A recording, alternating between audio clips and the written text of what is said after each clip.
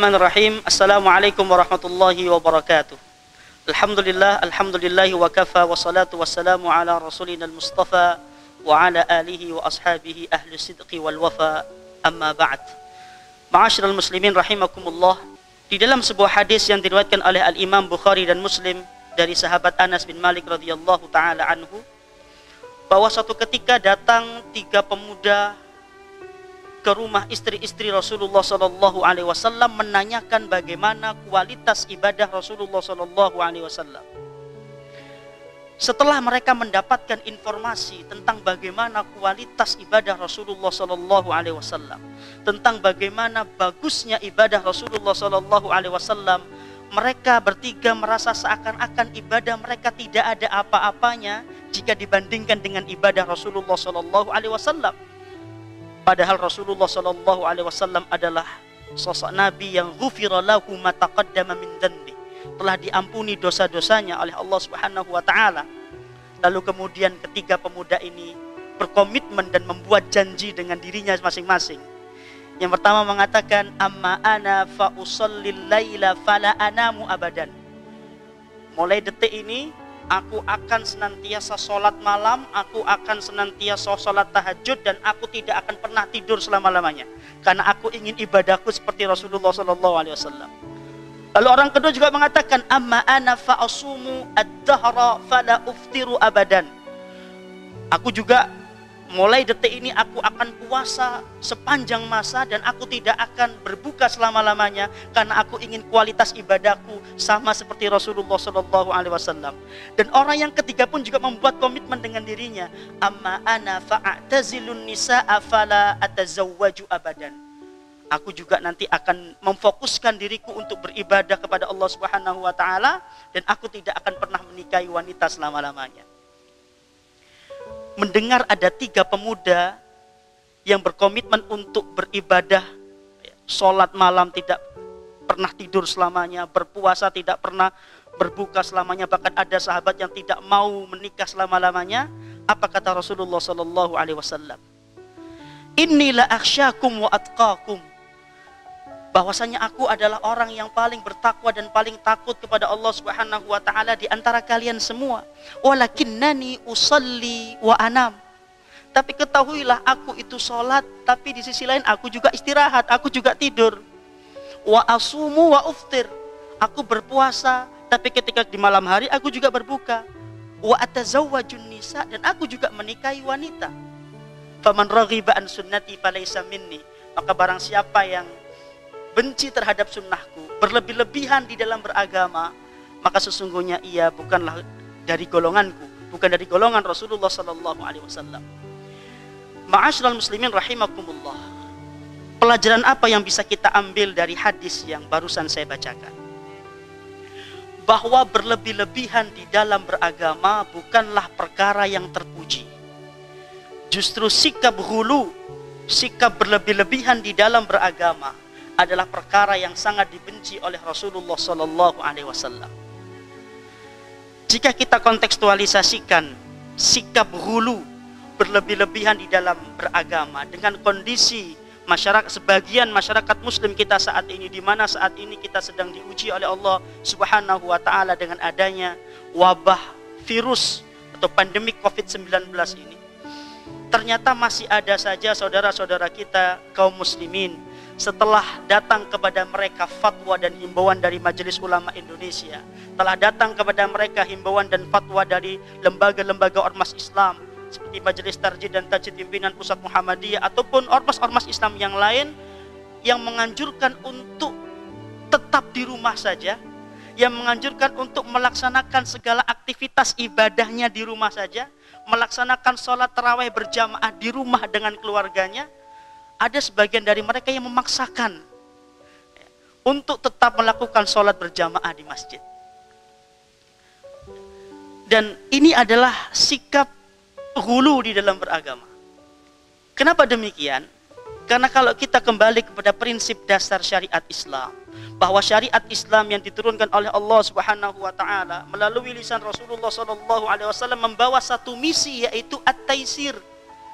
Syariat Islam itu adalah syariat yang mudah dan memudahkan.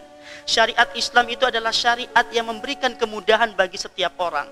Di dalam kondisi normal saja, syariat Islam itu sangatlah mudah, apalagi di dalam kondisi yang tidak normal seperti ini.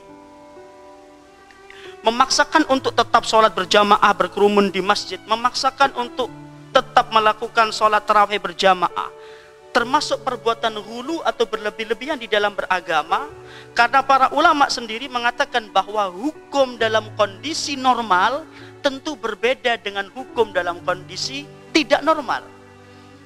Hukum dalam kondisi normal itu tidak bisa disamakan dengan hukum dalam kondisi darurat, dan itu telah Allah jelaskan di dalam Al-Quran, telah Rasulullah SAW sabdakan dalam banyak sekali hadisnya. Allah Subhanahu wa taala mengatakan di dalam surat Al-Baqarah, "Faman syahida minkumus syahra falyasum."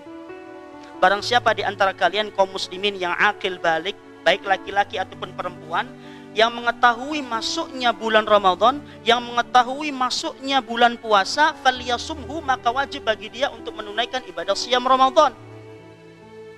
Wa man kana maridun aw ala safarin fa'iddatum min ayyamin ukhar. Tapi barang siapa yang ketika masuk di bulan Ramadan, dia dalam kondisi sakit yang tidak memungkinkan untuk melakukan ibadah siyam, ataupun dia melakukan satu perjalanan jauh, maka syariat mengatakan fa'iddatum min ayyamin ukhar, dia diperbolehkan untuk membatalkan puasanya dan diganti puasanya di bulan yang lain. Yuridullahu bikumul yusra wa la yuridu bikumul usra. Sesungguhnya Allah Subhanahu wa taala menginginkan kepadamu, menginginkan kepada umatnya kemudahan, dan Allah tidak menginginkan kepada umatnya kesulitan. Jadi kondisi normal tidak bisa disamakan dengan kondisi yang tidak normal. Ketika dalam kondisi normal, puasa Ramadan itu adalah kewajiban bagi setiap muslim dan muslimah yang akil dan baligh, yang mukallaf. Tapi dalam kondisi tidak normal, kewajiban puasa ini akan gugur dan bisa diganti ya, di bulan yang lain. Nah, apalagi sholat berjamaah. Sholat berjamaah ini tentu hukumnya dari perspektif fikih perbandingan para ulama berbeda pendapat mengenai hukum sholat berjamaah. Jadi kalangan Hanabilah mengatakan bahwa sholatul jamaah, sholat berjamaah itu hukumnya adalah wajib. Sebagian kalangan dari Syafi'iyah mengatakan sholat berjamaah hukumnya fardu kifayah. Bahkan jumhurul ulama mengatakan bahwa sholatul jamaah hukumnya sunnah muakkadah, yaitu sunnah yang dikuatkan. Nah, hukum sholat berjamaah di dalam kondisi normal tentu tidak bisa disamakan dengan sholat berjamaah dalam kondisi tidak normal, dalam kondisi darurat seperti darurat COVID-19 ini. Sholat tarawih berjamaah di satu sisi mempunyai maslahat yang begitu besar, tapi di sisi yang lain juga mempunyai madarat ya, yang luar biasa besarnya. Dan pada video yang lalu kita jelaskan bahwa konsep dalam syariat Islam itu adalah jika satu ibadah mempunyai dua aspek, madarat dan manfaat, maka meninggalkan madarat ini lebih didahulukan dan diprioritaskan di dalam daripada mengambil manfaat. Jadi itulah sikap berlebihan di dalam agama ya, yang kemudian sikap ini dibenci oleh Rasulullah SAW. Sebagian saudara-saudara kita kaum muslimin tetap memaksakan untuk melakukan sholat berjamaah di masjid ya, tetap melaksanakan sholat Jumat di masjid, dan ternyata yang terjadi adalah di beberapa tempat ya, ada satu masjid yang ternyata salah seorang di antara jamaah itu positif COVID-19, terkena virus tersebut, dan semua jamaah dikarantina selama 14 hari. Dan tidak hanya 1-2 masjid saja yang terjadi seperti itu. Maka yang perlu kita pahami adalah bahwa yang dianjurkan oleh majelis ulama ataupun majelis tarjih dan tajdid pimpinan pusat Muhammadiyah adalah tetap melaksanakan ibadah-ibadah tersebut di rumah masing-masing untuk memutus rantai virus tersebut. Ma'asyiral muslimin rahimakumullah, ya, meskipun ada sebagian orang yang kemudian mengatakan kenapa masjid ya, sholat berjamaah dianjurkan untuk tidak diadakan di masjid ya, tapi di sisi yang lain pasar-pasar masih tetap dibuka. Nah, pertanyaan ini sering muncul, kemudian menyebabkan sebagian orang tetap memaksakan dirinya untuk melakukan sholat berjamaah, berkumpul di masjid. Nah, jawabannya adalah menyamakan antara masjid dan pasar itu adalah kias ataupun analogi yang kurang tepat. Bagaimana mungkin kita bisa menyamakan antara masjid dan pasar atau masjid dan tempat kerja? Ya. Padahal Rasulullah SAW mengatakan ahabbul biladi ilallahi masajiduha.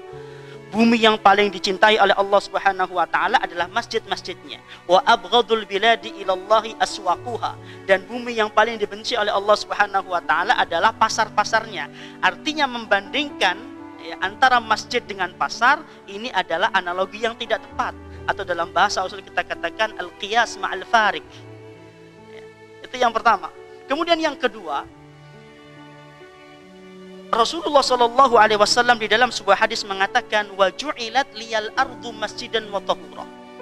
Salat 5 waktu yang dilakukan oleh seorang muslim itu sifatnya fleksibel. Ya, tidak harus dilakukan di masjid saja. Karena Rasul mengatakan wa ju'ilat liyal ardu masjidan wa tahura, dan telah dijadikan bagiku, bagi umatku, bahwa seluruh bumi ini, muka bumi ini adalah masjid dan tempat untuk bersuci. Artinya jika kita tidak bisa melaksanakan sholat berjamaah di masjid, kita masih bisa melaksanakan sholat berjamaah di rumah. Ya, jadi sholat itu sifatnya fleksibel pelaksanaannya, bisa di masjid, bisa di rumah, bisa di kantor dan seterusnya. Nah, tapi kebutuhan seseorang, ya, seseorang yang ingin memenuhi kebutuhannya, yang harus dia pergi ke pasar untuk membeli bahan makanan pokok dan seterusnya, ini sifatnya tidak fleksibel. Ya. Kalau masjid masih ada penggantinya, tapi kalau pasar saya kira tidak ada penggantinya. Ya. Kemudian yang ketiga, bahwa intensitas sholat berjamaah jika tetap dilakukan di masjid, ya, 5 kali dalam sehari, itu sangat berpotensi untuk menular virus yang mematikan ini.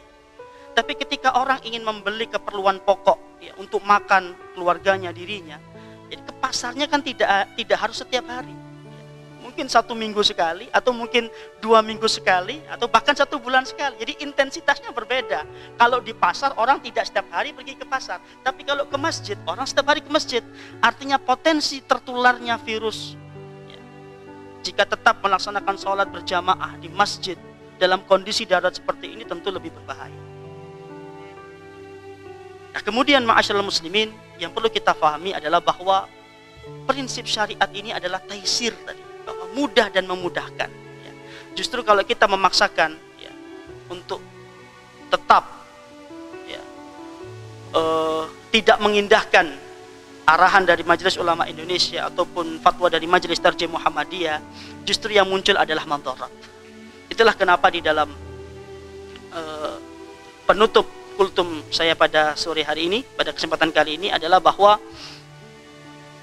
soleh atau kesolehan, ketakwaan yang tidak pada tempatnya, kesolehan dan ketakwaan yang tidak proporsional, itu tidak mendatangkan maslahat, malah justru kesolehan dan ketakwaan yang tidak pada tempatnya, kesolehan dan ketakwaan yang tidak proporsional, itu justru menyebabkan madarat, dan itu terbukti. Ya. Maka seorang muslim, ya, yang baik adalah seorang muslim yang senantiasa mematuhi apa yang telah difatwakan oleh para ulama kita, baik di majelis ulama ataupun di majelis tarjih. Ya.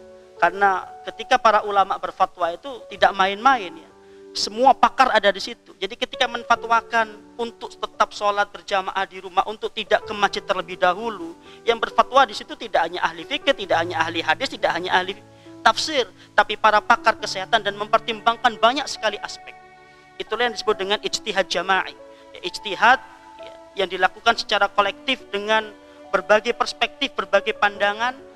Tentu ijtihad jama'i dalam konsep fikih atau konsep usulul fiqh tentu lebih dimenangkan daripada ijtihad fardi.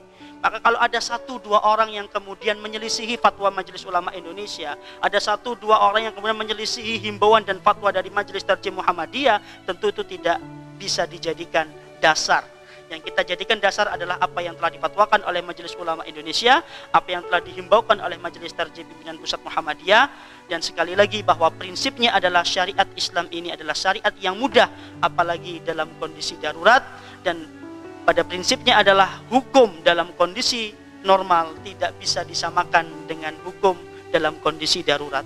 Mudah-mudahan apa yang saya sampaikan pada kesempatan hari ini bisa bermanfaat.